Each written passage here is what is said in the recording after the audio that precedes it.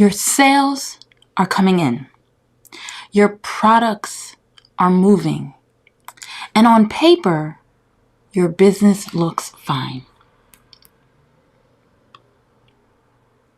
So why does your bank account make you feel like you're failing of some sort? Somewhere between the moment your customer pays and the moment you check your balance, your profits, they're disappearing.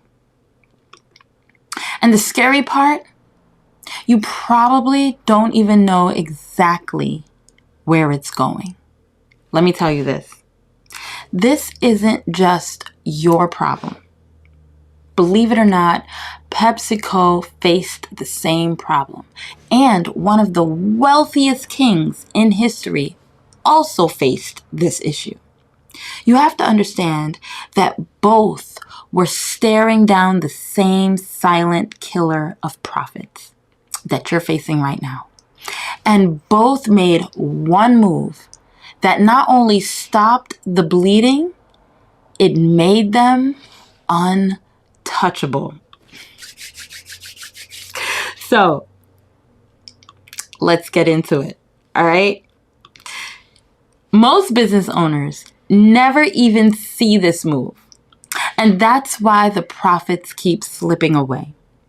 And I'm not talking about raising your prices. I'm not talking about cutting costs. I'm not even talking about selling more. This is something different. Something 90% of business owners will miss because they're too busy working inside of their business to see what's really draining it from the outside. If you've built a 6 or 7-figure business, you already know the outside story isn't always the same as the inside story. People will see your launches, they'll see your wins, they'll see your client list, and they'll assume you're thriving. But they don't see you staring at your numbers at 2 a.m. in the morning, wondering if you're going to make payroll. They don't see you quietly moving money from one account to another just to cover the bills. They don't hear the anxiety in your voice when your accountant calls you. And they definitely don't see the shame, the whisper that's in your head that says, you should be past this by now. I mean, you've made 6 figures. You've made 7 figures.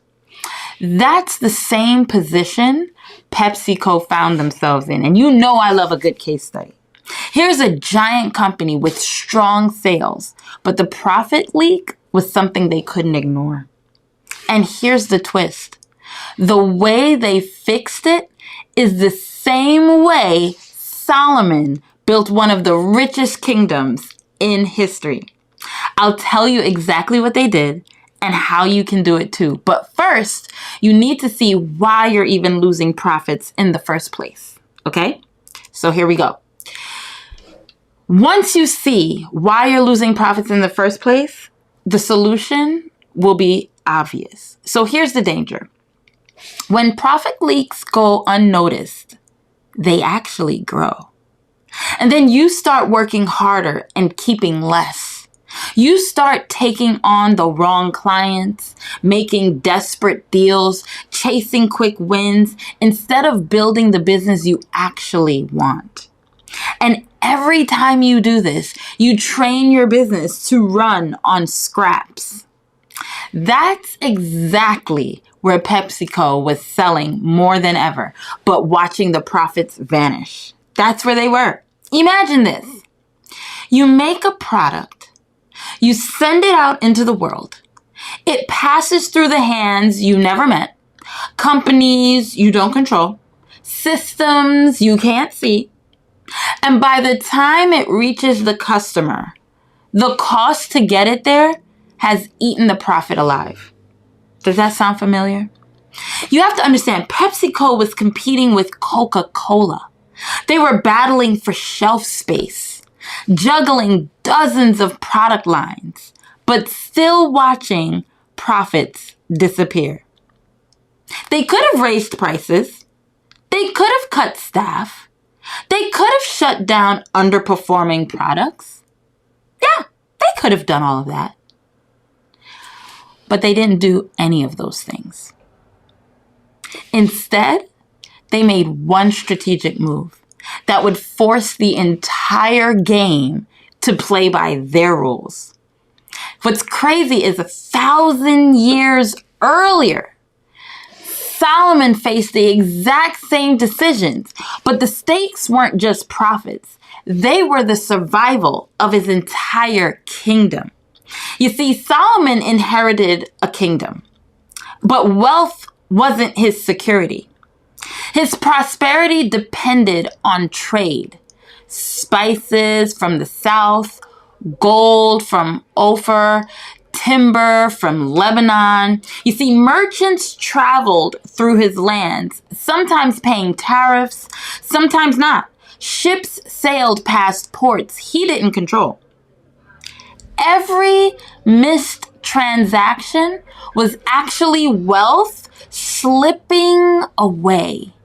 If you've ever watched opportunity slip past you, a client chasing someone else, a sale going through a middleman who takes the bigger cut, you know exactly how this feels. You see, Solomon could have taxed harder.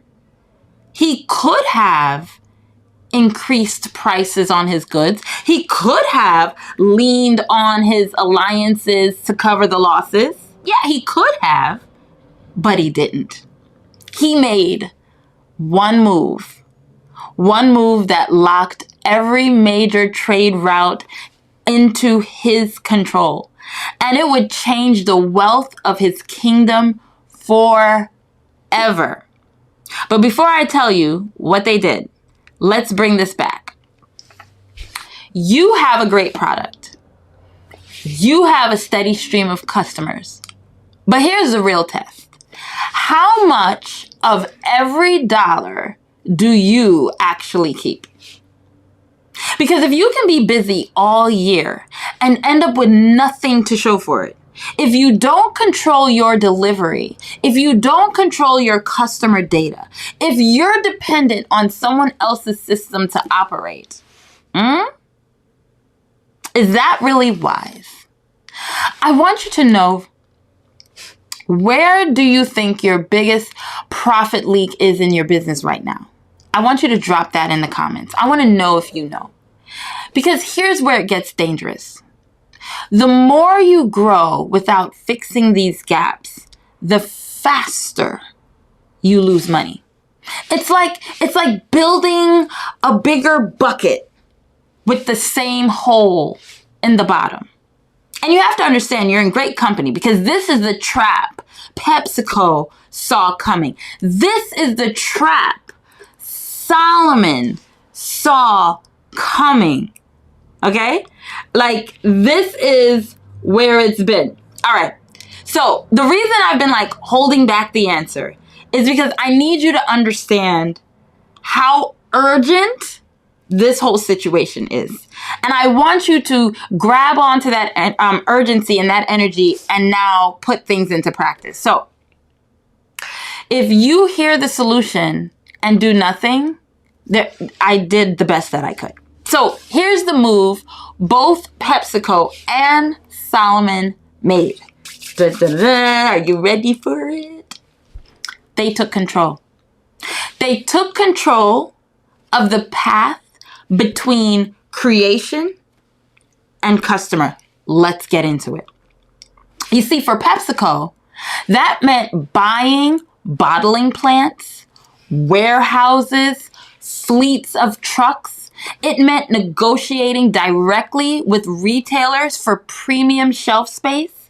It meant running multiple brands through the same delivery system, multiplying profits without multiplying costs.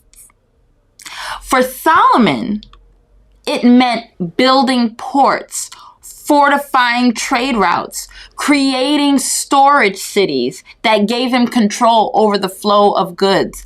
Merchants could still trade, but on his terms. The Bible tells us in 1 Kings 9, verses 26 through 28, that King Solomon also built ships at Ezion-Geber, near Eliath, on the shore of the Red Sea. Hiram sent his men, sailors who knew the sea, to serve in the fleet with Solomon's men. They sailed to Ophir and brought back 420 talents of gold, which they delivered to King Solomon. Why is that important? Because Solomon wasn't just sitting on gold. He was actively controlling the routes that brought it in. That's huge. 1 Kings 10 verse 22 says, the king had a fleet of trading ships at sea, along with the ships of Hiram. Once every 3 years, it returned bringing gold, silver, and ivory, and apes and baboons. That's not just wealth. That's a system, a reoccurring, predictable flow of high-value goods coming straight into his kingdom because he owned the access points. In 1 Kings chapter 10, verses 28 through 29, it tells us, Solomon's horses were imported from Egypt and from Q. The royal merchants purchased them from Q at the current price. They imported the chariots from Egypt for 600 shekels of silver and horse for 150. They also exported them to all the kings of the Hittites and of the Arameans. Do you hear that? Solomon wasn't just importing. He was controlling both sides. He was buying low, selling high, deciding who got access to the goods. And there's more. 2 Chronicles chapter 9 verses 27 and 28 talks about the king made silver as common in Jerusalem as stones and cedar as plentiful as the sycamore fig trees in the foothills. Solomon's horses were imported from Egypt and from all other countries. This is total control of the flow of wealth, the goods, the pricing, the routes, the timing. And here's the key. Every caravan that passed, every ship that docked, every trade that happened flowed through his systems, not someone else's. Because here's the truth. When you control the path, you control the profits. And when you don't, you're just hoping someone else doesn't decide to take it from you. So, now that we understand what they did, how can you do this in your business? And see, this is when it gets juicy because I already hear it. I hear it. Kewana, that's crazy. Like, you can't, let me look at you. Let me see you really quick. You can't say to me, Kewana, that you want me to control everything. What about leverage? What about, you're always talking about leveraging and now you're talking about controlling everything. There's a time and a season for everything. Let me share something with you. I do believe that businesses flow through stages of businesses. In fact, I did a video. Go check it out on my YouTube channel. Go check it out. That talks about what to do at each stage of business, right? So you may have to do a lot of leveraging in the beginning stages of your business. But I'm sitting here talking to you as a 6, 7, 8 figure business, okay? Where you've leveraged and you've climbed and you are now hitting a place where profit margins are ideal, pinnacle. One of my clients, as I was doing a operational audit on his systems, he was spending hundreds of thousands of dollars on areas that could be tightened up and buttoned up, and it just widened his profit margins when we were able to address those issues. So you have to understand, I get it. You got to leverage what you can leverage. But let's talk about leverage real quick. How many people panicked when they believed in the United States that TikTok was going to be banned because their entire business was built on TikTok? Entire structures were built on the audience on TikTok that they weren't able to pull from TikTok.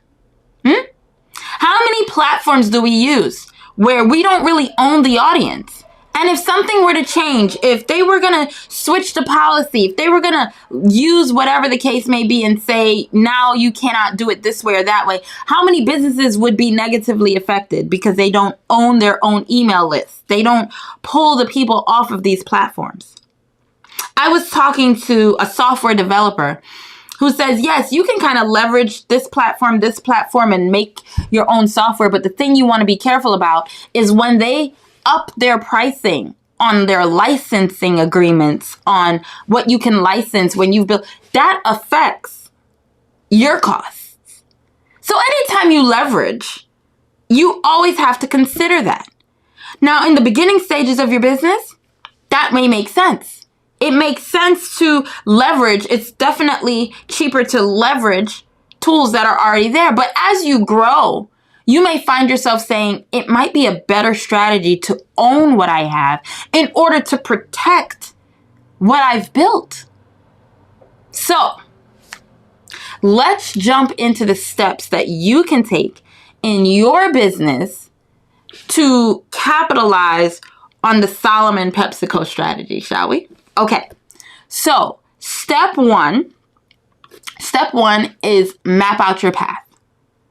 I want you to write down every step from the moment your product is ready to the moment it's in the customer's hands. Mark down who owns each step. So for instance, you may be doing a product launch and you recognize that step one for you may be, I need to leverage social media to get the word out there.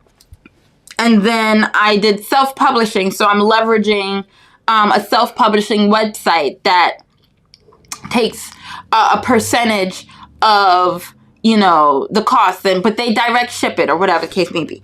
And then you realize that you also hired an illustrator, and then you hired an editor, and then you have all these steps in place of who owns what.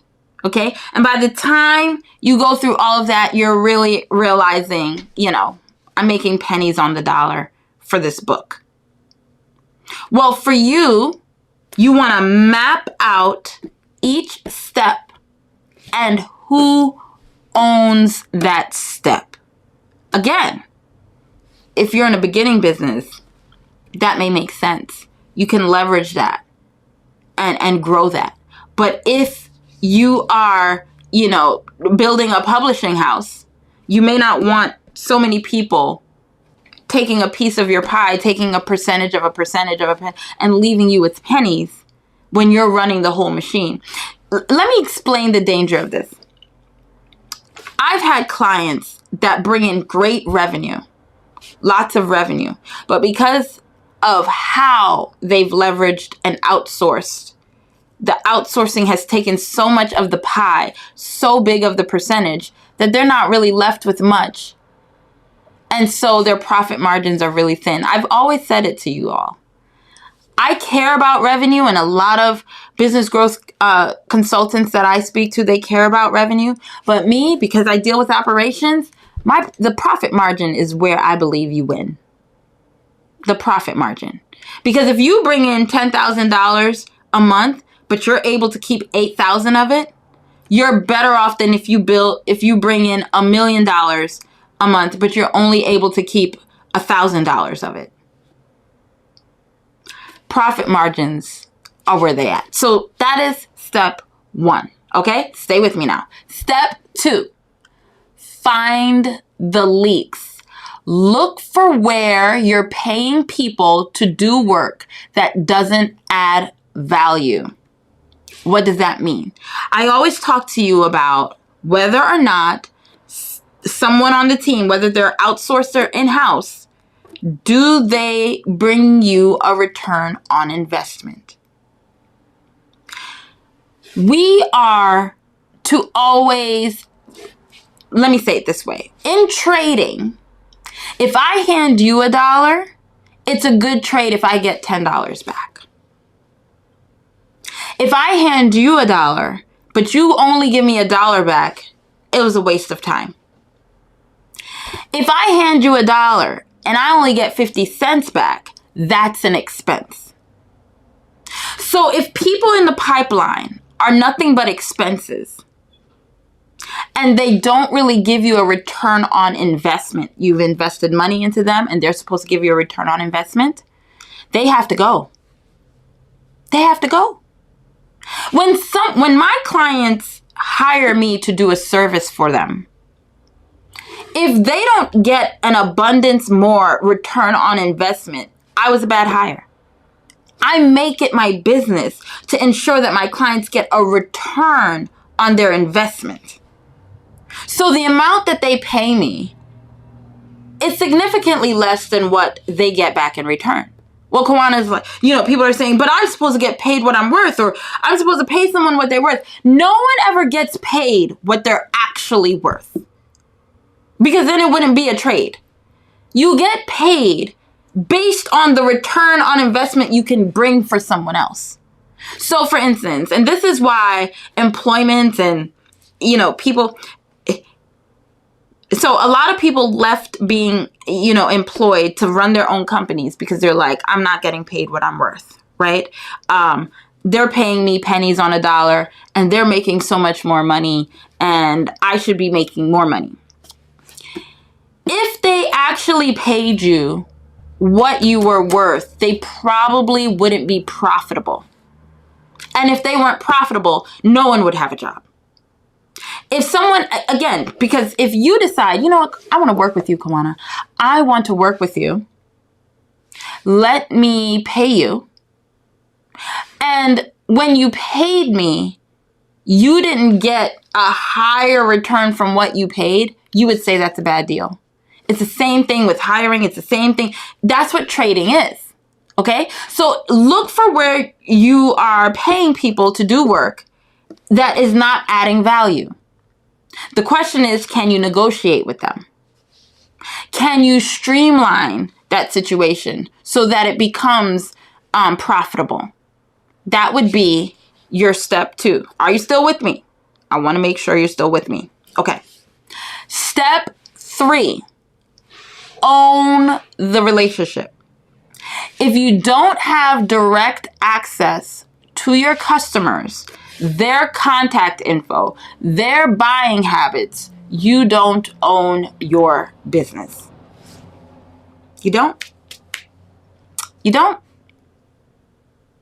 Own your customers. Pull their data off of the internet if you're using social media. Let them sign into your ecosphere. That's what you own. That clientele that you have their information, that's what you own.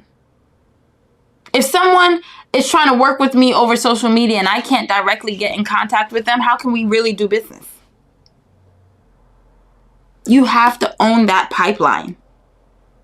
And to be honest with you, that's something you need to do from the beginning. So even though you leverage your social media, even though you leverage speaking on stages, even though you leverage these type of things to expand your reach, until you've been able to grab the data to be in contact with your customers and clients, you don't own that pipeline. Hence the reason when TikTok was threatened to be banned, a lot of Americans that built their businesses off of TikTok, they were concerned because they didn't have that data. They didn't have the email addresses. They didn't have the phone numbers. They didn't have the client information. And this is why some people, when they have a social media platform and it gets shut down or hacked or whatever the case may be, guess what? They're like, I got to rebuild from scratch. It's so devastating.